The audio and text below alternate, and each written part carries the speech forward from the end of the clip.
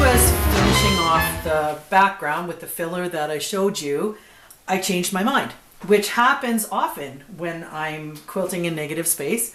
And I thought this would be a good space to put some straight lines. And I wanted to show you the effect that that has when you've got a lot of curvy designs and then you throw in straight lines and how it really sets the designs off. So I thought I would turn the camera back on and show you how I do this. So there is some traveling involved because I'm going to come down here and then I'm going to want to come back up about 3/4 of an inch or half an inch further over. So I'm going to need to travel along each of my designs that are already there in order to make it look like the lines are connecting, and then actually it'll give the illusion when the quilt is finished that they're kind of going behind the designs because we do that travel stitching.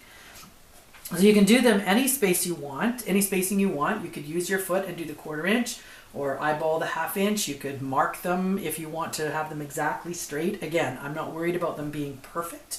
I'm just going to try to make them good and do my best. And I won't talk too much while I'm doing this, just to make note of what I'm doing for the first couple of times, and then I'll finish it out and fast forward for you. So you can either do it straight, or you could put it on an angle like this and do your lines like that. That's also a nice effect. Or like this.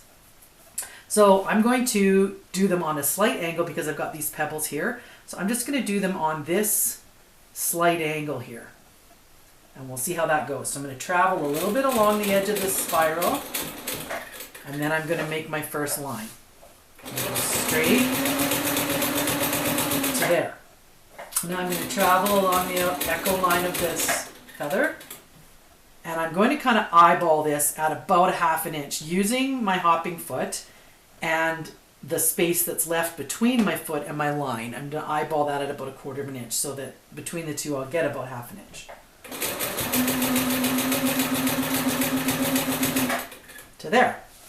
And then I'm going to travel again up here. And when you're going on these curves, it can be tricky, because obviously you're going to be traveling a little farther around the curve to get that 1/2 inch spacing than you would be if you were just going straight. So you got to, again, you just got to kind of eyeball it and see what you need to do there, unless you want to mark it. And marking is fine too. And I'm going to be hitting right into this pebble area. So basically what I do is I try to keep an eye on where I'm going rather than on my needle, because I tend to stitch straighter when I do that if I'm going from point A to point B.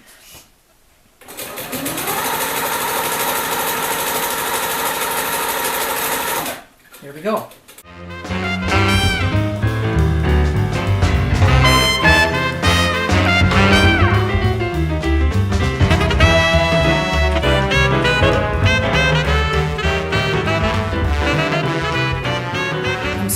Here to show you that this is another point at which I could change the design that I want to do. I'm noticing that as my lines are coming on an angle here, it might be interesting to start bringing the spacing more down this way. And that'll give me the chance to show you how you have to go around this leaf to get the line to line up. So let's take this and make the spacing a little bit wider. Actually, I'm going to go back a little bit to start narrow at the top, a little bit wider, and then start making it look like the lines are actually turning into rays.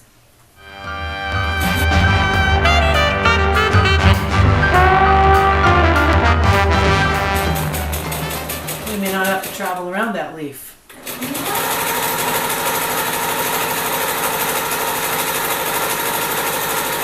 We don't. So because we don't, I'm going to tell you what we would have done if I had been up in this corner, say, and wanted to make the line and it ended up stopping there.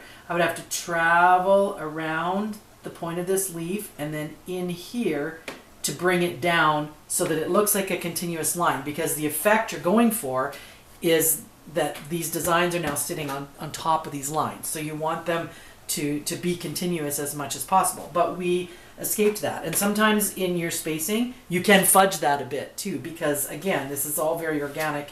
And if it was a little bit wider or a little bit narrower because you needed to get 2 extra lines, it wouldn't be a big deal.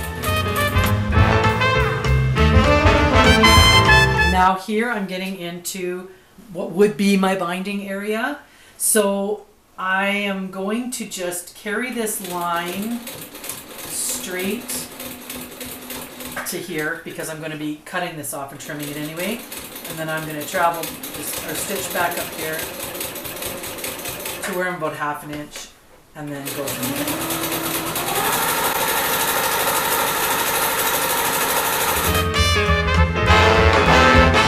There are our lines in between our pebbles and our curves, and I just think it gives a really nice dimension to the quilt. It gives a nice texture. Sometimes I do them all in one direction. Sometimes I fan them out like rays. Sometimes I can turn them into wedges if I want to actually not connect at one end or the other. So again, the possibilities are endless.